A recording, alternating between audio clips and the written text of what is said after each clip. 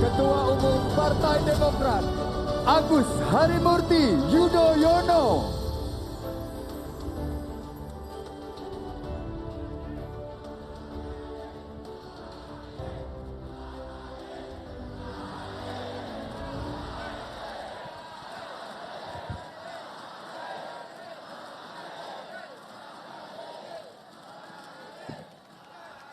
Demokrat!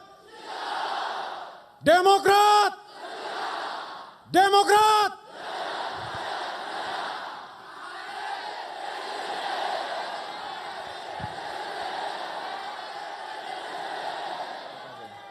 Terima kasih.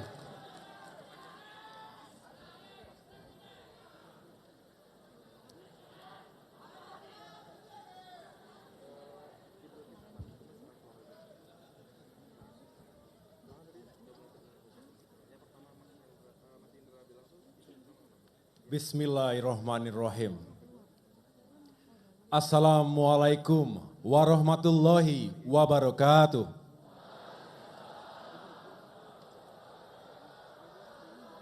Salam sejahtera untuk kita semua. Shalom. Om Swastiastu. Namo Buddhaya, salam kebajikan. Para kader Partai Demokrat dan seluruh rakyat Indonesia yang saya cintai dan saya banggakan. Alhamdulillah, hari ini adalah hari yang membahagiakan kita semua. Partai Demokrat memperingati hari ulang tahunnya yang ke-21. Demokrat ada karena kesetiaan seluruh kader kepada cita-cita para penggagas dan pendiri. Demokrat juga ada karena kepercayaan dan suara rakyat. Untuk itu, saya mengucapkan terima kasih kepada seluruh kader Demokrat dan rakyat Indonesia atas dukungannya selama ini. Semoga kebaikan Bapak, Ibu, dan saudara sekalian dibalas oleh Allah Subhanahu wa Ta'ala. Di usianya yang ke-21 tahun, Demokrat memiliki pengalaman yang lengkap dalam berdemokrasi. Kami pernah 10 tahun memimpin jalannya pemerintahan.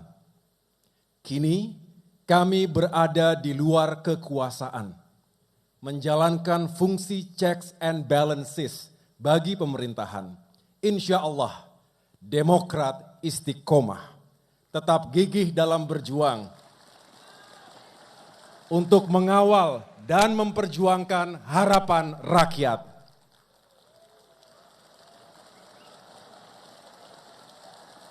Saudara-saudara sekalian, sejak kemarin para pemimpin, pengurus, dan fungsionaris utama, para ketua DPD, para ketua DPC, para wakil rakyat, dan para kepala daerah dari Partai Demokrat melaksanakan rapat pimpinan nasional.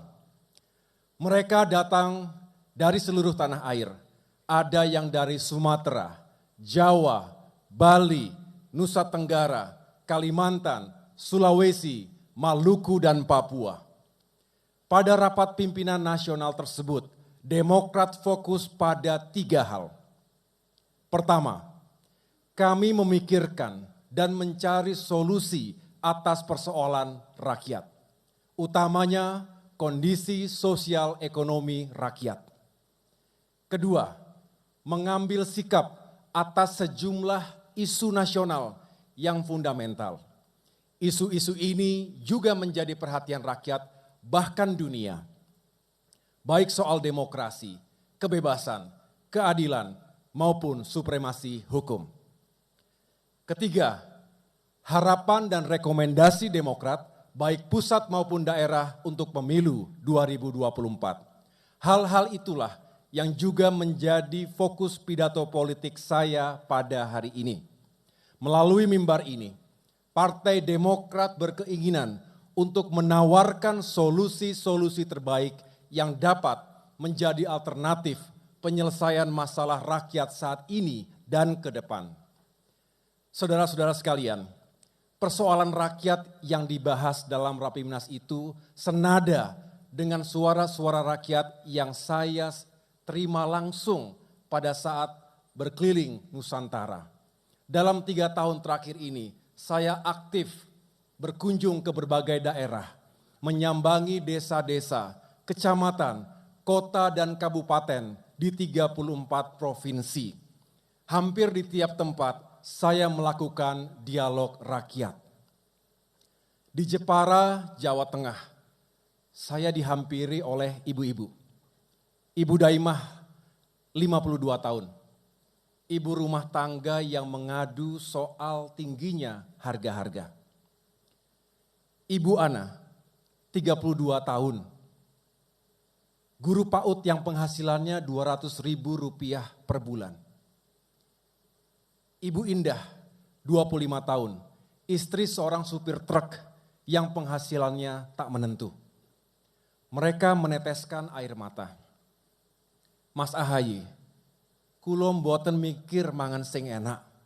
Saged mangan mawon, kulo sampun syukur. Jangankan makan enak, bisa makan saja sudah syukur.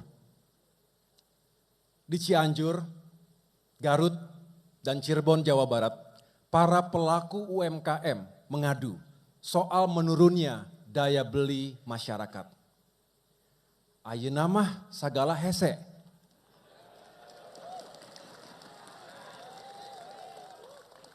Sekarang ini semuanya serba sulit. Sementara itu, ketika saya berkemah dengan para pengungsi korban gempa di Pasaman Barat, Sumatera Barat. Mereka bercerita soal beban kehidupan yang berat.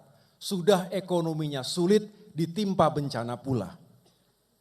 Di Jawa Timur, Riau, Jambi dan Aceh, para petani mengeluh harga jual komoditas di tingkat petani masih sangat rendah.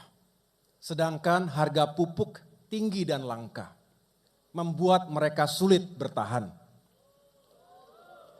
Saudara-saudara sekalian, beban rakyat sekarang semakin sulit dengan naiknya harga BBM. Inflasi sudah pasti naik, harga bahan pokok juga pasti naik. Konsekuensinya daya beli menurun. Minyak goreng, telur ayam, cabai, beras, bawang, kedelai makin sulit dijangkau oleh masyarakat kita. Pilihannya hanya ada 2. Barangnya ada tapi harganya gila-gilaan, atau harganya terjangkau tapi barangnya tidak ada di pasaran. Bayangkan bagaimana Ibu Daimah, Ibu Ana dan Ibu Indah tadi, serta lebih dari 115 juta masyarakat rentan miskin lainnya menghadapi masalah ini. Yang pasti jutaan kepala saat ini sedang bertafakur, mengadu kepada Tuhannya, bagaimana caranya bisa bertahan hidup. Sementara itu, untuk mendapatkan penghasilan tidak mudah. Bahkan banyak mahasiswa yang khawatir karena sulitnya mendapatkan pekerjaan. Kekhawatiran yang juga sedang dirasakan oleh 8,4 juta pengangguran di Indonesia. Bagi yang sudah bekerja, hampir 60%-nya adalah pekerja informal. Penghasilannya juga tak menentu. Sedangkan bagi pekerja formal, kenaikan upah sebesar 1,09% dirasa tak sebanding dengan kebutuhan hidup mereka. Apalagi setelah harga BBM naik, inflasi bisa mencapai 7%. Pengeluaran semakin tinggi sementara pendapatan masih rendah. Saudara-saudara sekalian, Demokrat mengerti ada persoalan dengan kesehatan APBN dan ruang fiskal negara. Karena itu pemerintah memandang perlu untuk mengurangi subsidi BBM. Namun di sisi lain, Demokrat juga sangat mengerti kondisi kehidupan sosial ekonomi masyarakat kita yang tengah menghadapi tekanan berat.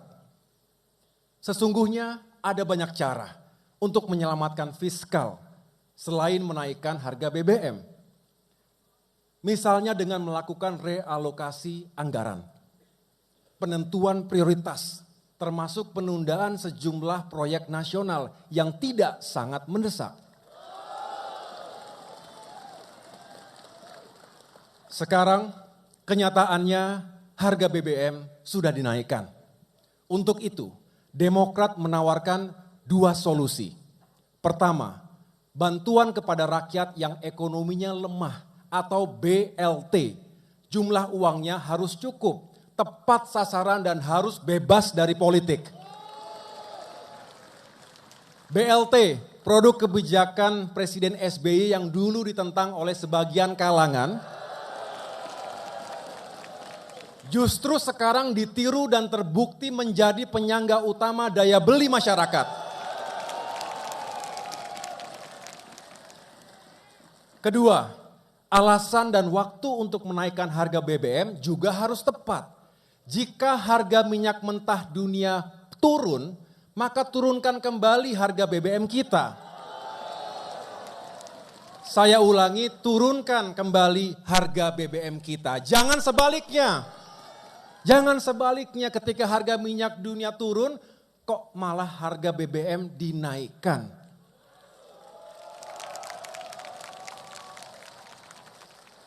Saudara-saudara sekalian, rakyat yang saya temui di desa-desa, di kota-kota, baik kota kecil maupun kota besar, di stasiun, di bandara, di ganggang sempit, di restoran, di warung-warung kopi, di pasar, di tempat fitness, di kampus, di pesantren, dan di tempat-tempat lainnya. Sebenarnya mereka tidak menuntut pemerintah bisa menyelesaikan semua masalah mereka tadi. Mereka tahu kita semua harus bekerja keras untuk mengatasi persoalan yang kita hadapi. Namun bagaimanapun juga pemerintah harus berdiri di depan dan paling depan mengambil tanggung jawab penuh dalam mengatasi permasalahan rakyat dewasa ini. Saya juga ingin menceritakan suara rakyat yang lain. Coba datanglah ke kampus-kampus, datanglah ke perserikatan buruh. Bicaralah dengan mereka yang punya keberanian untuk menyampaikan kebenaran. Mereka akan mengatakan, kami tidak ingin setiap rupiah yang dikumpulkan dari keringat rakyat melalui pajak, kemudian digunakan secara tidak tempat, secara tidak tepat, untuk sesuatu yang belum sangat dibutuhkan. Sementara ada kebutuhan rakyat yang lebih mendesak. Yang rakyat maksud sesuatu yang belum sangat dibutuhkan adalah proyek infrastruktur yang sangat ambisius. Pembangunan infrastruktur memang penting. Dan beberapa proyek infrastruktur yang dibangun pemerintah mulai dirasakan manfaatnya. Namun ketika keuangan negara sangat berat, ditambah beban utang yang tinggi, maka perlu dilakukan penjadwalan kembali atau dilakukan penundaan. Menyangkut pembangunan ibu kota negara yang baru, sebuah mega proyek, Demokrat ingin menyampaikan pendapat. Demokrat setuju untuk pembangunan pusat pemerintahan yang baru, mengingat kondisi kota Jakarta sudah tidak ideal lagi. Pembangunan di IKN di Kalimantan Timur juga dimungkinkan. Catatan Demokrat adalah IKN tersebut harus dikonsepkan, direncanakan dan dipersiapkan dengan sebaik mungkin. Kalau tidak, maka bisa gagal pembangunannya. Pemerintah harus memikirkan timing dan jangka waktu pembangunannya. Di seluruh dunia, pembangunan IKN memerlukan waktu yang cukup dan timingnya dipilih dengan mempertimbangkan kondisi ekonomi negara. Begitu juga pada proyek kereta cepat Jakarta-Bandung. Belakangan ini telah diputuskan adanya alokasi penyertaan modal negara dari APBN, triliunan rupiah. Padahal pada awalnya pemerintah berjanji tidak mengambil 1 sen pun dari APBN. Nilai proyeknya pun membengkak, semakin membengkak dari skema perhitungan awal. Demokrat menyarankan agar dalam membangun mega proyek, perencanaan harus matang sehingga tidak mudah berubah di tengah jalan yang bisa sangat merugikan keuangan negara dan memberatkan pemerintah sendiri. Indonesia tentu tidak boleh terus-menerus menambah utangnya. Juga sangat tidak bijaksana jika mega proyek itu didanai dari utang. Utang ini justru akan menambah beban fiskal kita. Apalagi kita tengah menghadapi krisis dan tekanan ekonomi yang berat. Menunda pembangunan proyek nasional strategis bukanlah sesuatu yang tabu. Menunda proyek pada kondisi saat ini lebih baik daripada memaksakannya. Jika proyek-proyek seperti itu dipaksakan, akan berdampak buruk bagi kehidupan sosial ekonomi rakyat. Demokrat tidak bermaksud melebih-lebihkan permasalahan dan tantangan kita. Tantangan kita sebagai bangsa ini memang banyak, tapi memang begitulah adanya, terutama di bidang ekonomi. Itulah realitas kita saat ini. Kita tahu bahwa dunia tengah bergejolak, bukan hanya dampak dari peperangan di Ukraina yang menghadirkan situasi geopolitik dan keamanan internasional yang panas dan berbahaya. Situasi perekonomian global juga ikut terdampak dan dampak buruk dari krisis ekonomi tersebut telah Indonesia rasakan. Kita mengapresiasi niat baik dan upaya pemerintah dalam menghadapi tantangan dan ketidakpastian global tersebut. Namun,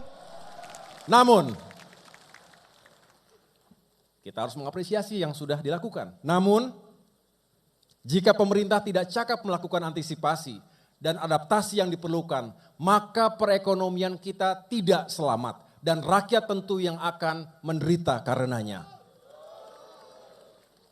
Saudara-saudara sekalian, selanjutnya saya akan menyampaikan pandangan Demokrat menyangkut visi, strategi, dan juga kebijakan pembangunan ke depan. Berbeda dengan kebijakan pemerintahan saat ini, Demokrat justru mengutamakan pembangunan manusia.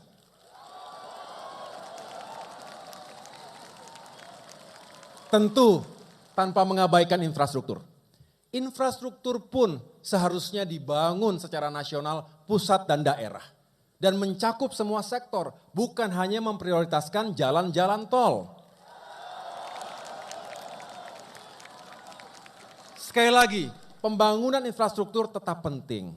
Namun harus dilakukan secara bertahap. Mempertimbangkan kemampuan keuangan negara dan investasi swasta yang sehat. Kita harus mencegah penggunaan dana utang yang terlalu besar. Utang Indonesia 8 tahun terakhir ini meningkat tajam, jauh di atas keamanan fiskal kita. Utang Indonesia saat ini sebesar 7.163 triliun rupiah atau meningkat 4.500 triliun rupiah. Ini merupakan risiko tersendiri bagi perekonomian kita. Sebab di samping membebani pemerintah-pemerintah mendatang, juga berbahaya jika perekonomian global dan nasional terguncang dalam krisis. Ingat, utang yang sangat besar bisa mengakibatkan debt crisis atau krisis utang yang pada gilirannya bisa menjadi pemicu krisis ekonomi secara nasional. Banyak contohnya di dunia.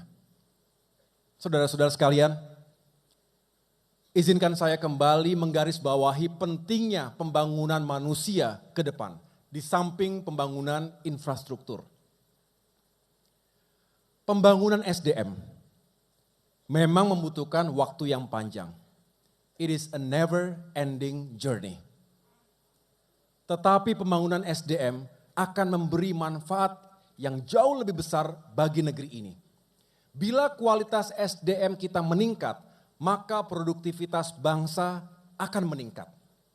Pertumbuhan ekonomi juga akan meningkat. Pertumbuhan ekonomi yang tinggi akan meningkatkan pendapatan negara maupun pendapatan per kapita.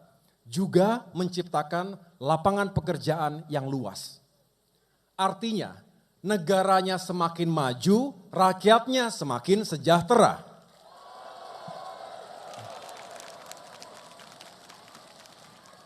Mari kita belajar dari perjalanan bangsa-bangsa lain. Bangsa Jepang misalnya. Pada Agustus 1945, bom atom dijatuhkan di Hiroshima dan Nagasaki, menewaskan 220.000 orang dan meluluh lantakkan infrastruktur di kota-kota tersebut. Tetapi bom atom itu tidak mampu menghancurkan jiwa dan pikiran bangsa Jepang. Mereka sukses membangun kembali negaranya dari kehancuran. Begitu pula Korea Selatan. Mereka berhasil melakukan transformasi ekonomi dari salah satu negara termiskin di dunia menjadi negara maju. Ditopang oleh pembangunan SDM dan inovasi yang agresif. Korea Selatan kini begitu mendunia, baik produk-produknya, teknologinya maupun budayanya. Bangsa Tiongkok juga menggeliat dan terus tumbuh. Mereka membangun kekuatan industri dan ekspornya. Now everything is made in China. Dari contoh perjalanan bangsa-bangsa tadi, Jepang, Korea Selatan, dan Tiongkok, kita dapat mengambil pelajaran berharga. Kunci sukses majunya suatu negara adalah penyiapan dan pendaya gunaan secara maksimal human capital yang dimilikinya. Di kelas program doktoral PSDM Universitas Airlangga di Surabaya yang tengah saya jalani saat ini, kami menyebutnya sebagai orkestrasi sumber daya manusia bangsa. Pembangunan SDM memang seharusnya lebih diutamakan dibandingkan pembangunan yang sifatnya serba benda. Seperti yang tercantum dalam bait lagu kebangsaan kita Indonesia Raya, pertama bangunlah jiwanya, baru bangunlah badannya.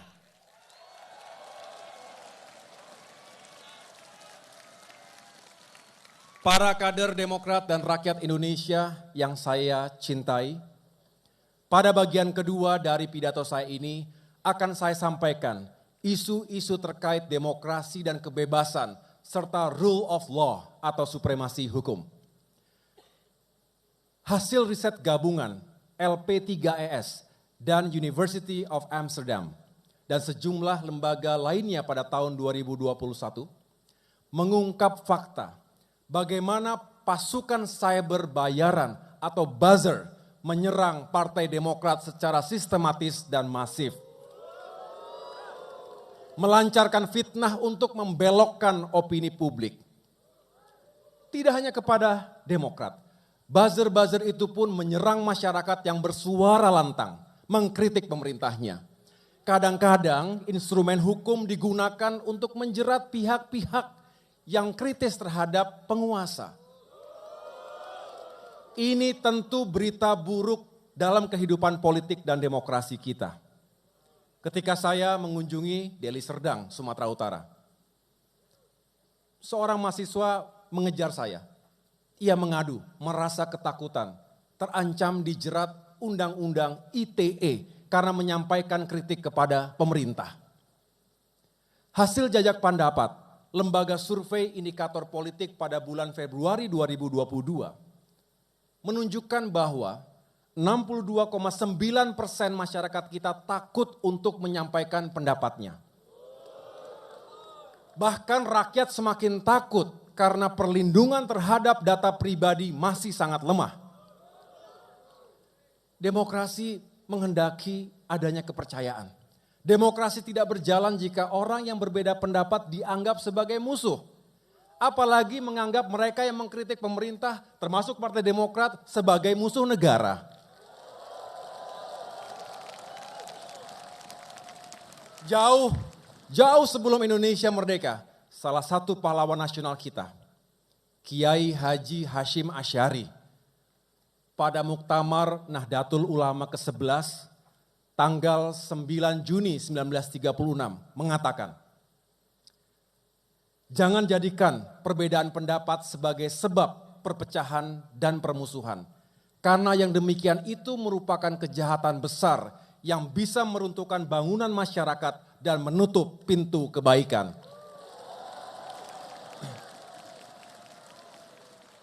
Untuk itu, Demokrat berpandangan Tidak seharusnya perbedaan pendapat, apalagi perbedaan identitas di antara kita menjadi sumber permusuhan dan perpecahan bangsa. Selain persoalan demokrasi, kita juga menghadapi masalah melemahnya penegakan hukum dan keadilan. Akhir-akhir ini, ruang publik sesak oleh berita skandal di kalangan penegak hukum dan aparat negara. Baik di media massa maupun di media sosial. Rakyat sedang mengawasi jalannya penegakan hukum di negeri ini. Juga mengawasi perilaku para penegak hukum kita. Selama ini rakyat diam, mungkin ketakutan. Hukum dijalankan, tajam ke bawah tapi tumpul ke atas. Tajam ke lawan tapi tumpul ke kawan. Mengamankan kawan politik dari proses hukum namanya obstruction of justice. Menghalangi penegakan hukum. Sedangkan menggunakan instrumen hukum untuk menghabisi lawan politik namanya abuse of power. Atau penyalahgunaan kekuasaan. Keduanya tidak sepatutnya terjadi di negara kita. Tapi rakyat masih memiliki harapan kepada Tuhannya. Tuhan tidak pernah tidur.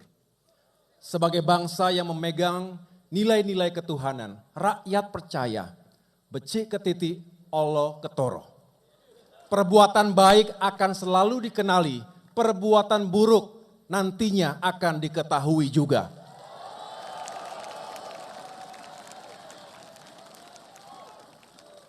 Terkait demokrasi dan penegakan hukum, Demokrat berkomitmen untuk menjamin kebebasan sipil, kebebasan pers, kebebasan berpendapat, serta tumbuhnya demokrasi.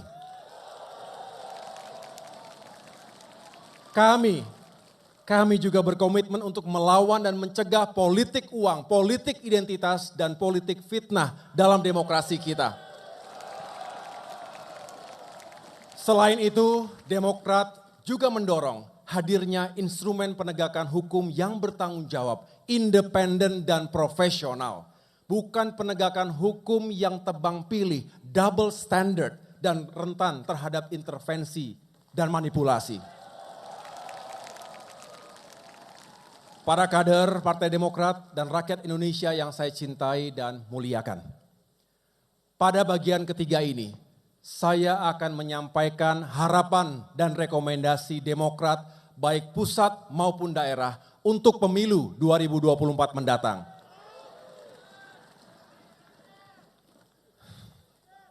Sesuai dengan hak politik yang kami miliki, Demokrat tentu ingin membangun koalisi dengan partai-partai lainnya. Juga mengusung pasangan calon presiden dan calon wakil presiden. Koalisi dan pasangan capres dan cawapres tentu harus sesuai dengan kriteria dan tema perjuangan politik Demokrat dalam pemilu 2024 nanti, yaitu perubahan dan perbaikan.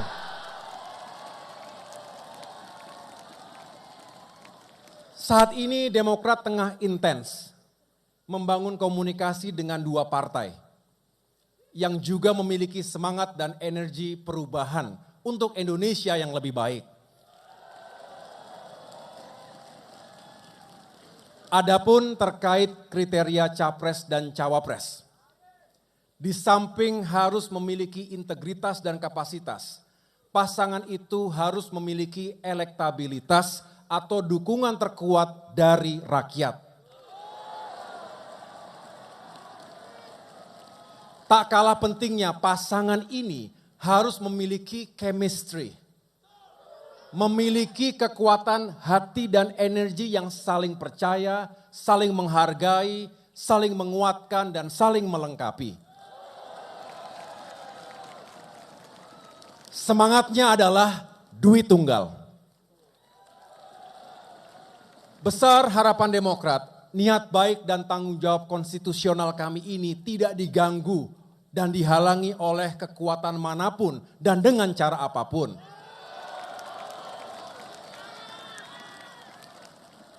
kita bisa mencontoh Pilpres dan demokrasi yang indah di era Presiden Megawati dan Presiden SBY dulu. Demokrat siap untuk memperjuangkan kader utamanya menjadi bagian dari pasangan capres-cawapres yang akan diusung.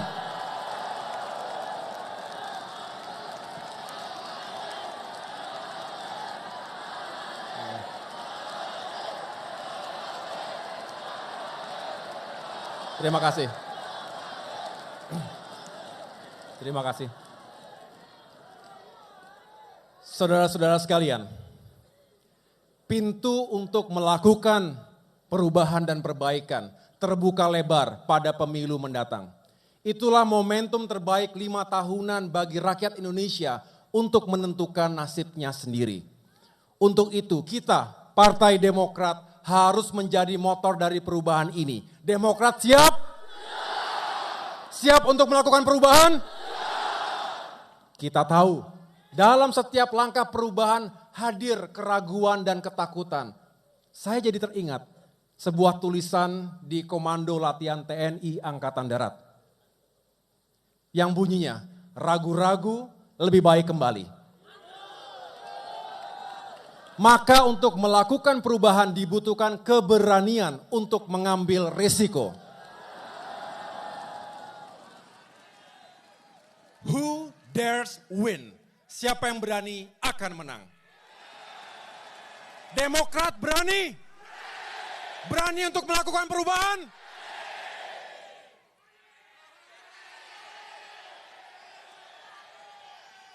Kita harus berikhtiar. Kita harus berikhtiar. Tidak ada yang jatuh dari langit. Tuhan tidak akan mengubah nasib sebuah kaum ketika mereka tidak mau mengubah nasibnya sendiri. Kami Demokrat sangat memahami bahwa perubahan bukan sekedar untuk perubahan. Perubahan dan perbaikan tentu memiliki tujuan, sasaran, dan alasan yang kuat mengapa perubahan itu harus dilakukan. Tatanan dan hal-hal yang sudah baik di negeri ini yang telah diletakkan oleh pemerintahan-pemerintahan sebelumnya, sejak era Presiden Soekarno dan presiden-presiden berikutnya hingga sekarang, tentu harus dipertahankan. Prinsip yang Demokrat anut adalah yang baik dijaga, yang tidak baik diubah dan diperbaiki.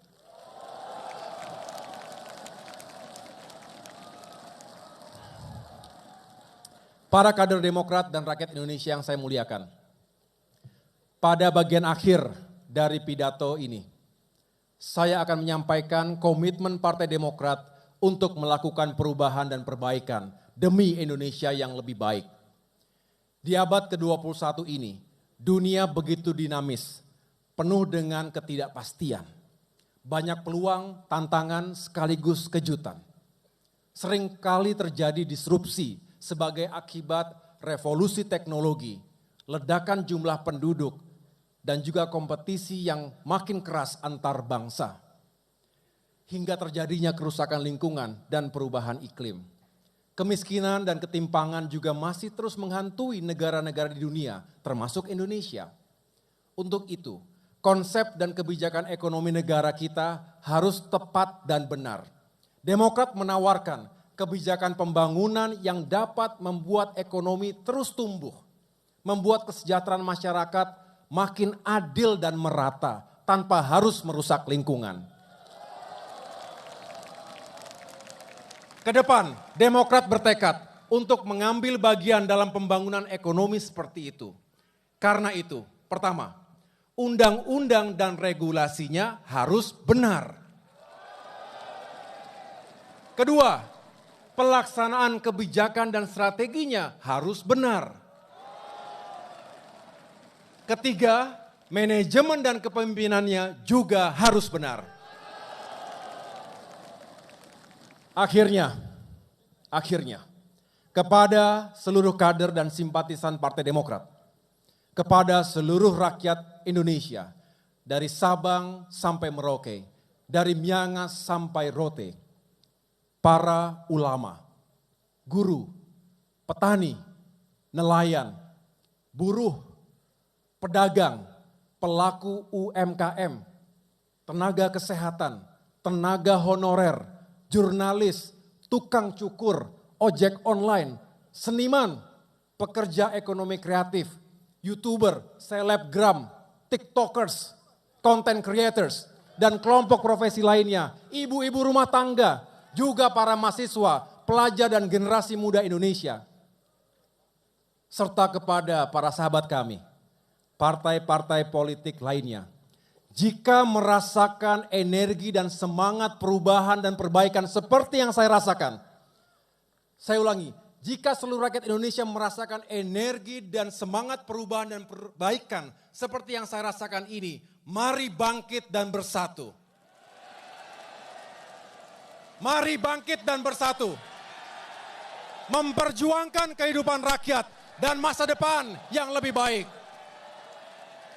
Insya Allah Indonesia akan semakin aman dan damai, semakin adil dan sejahtera, serta semakin maju dan mendunia. Indonesia untuk semua.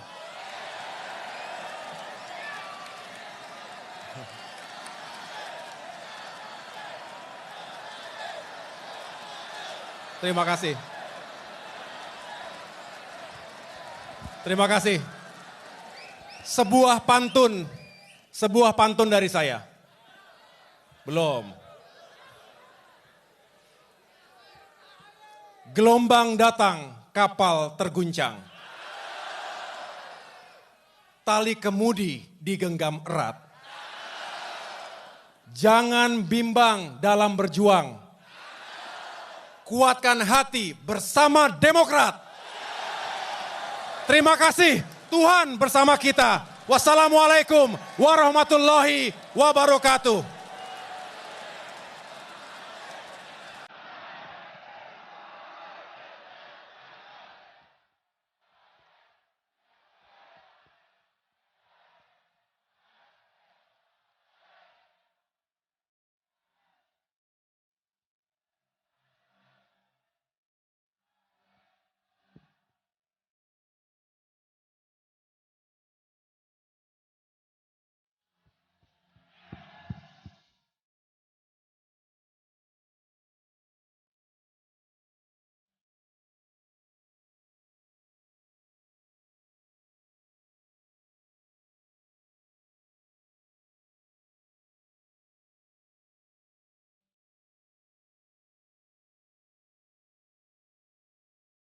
Sekali lagi kita berikan sambutan untuk Ketua Umum Partai Demokrat, Mas AHY. Terima kasih untuk pidato politik kebangsaan yang begitu inspiratif dan membakar semangat seluruh kader Partai Demokrat untuk memenangkan pemilu 2024.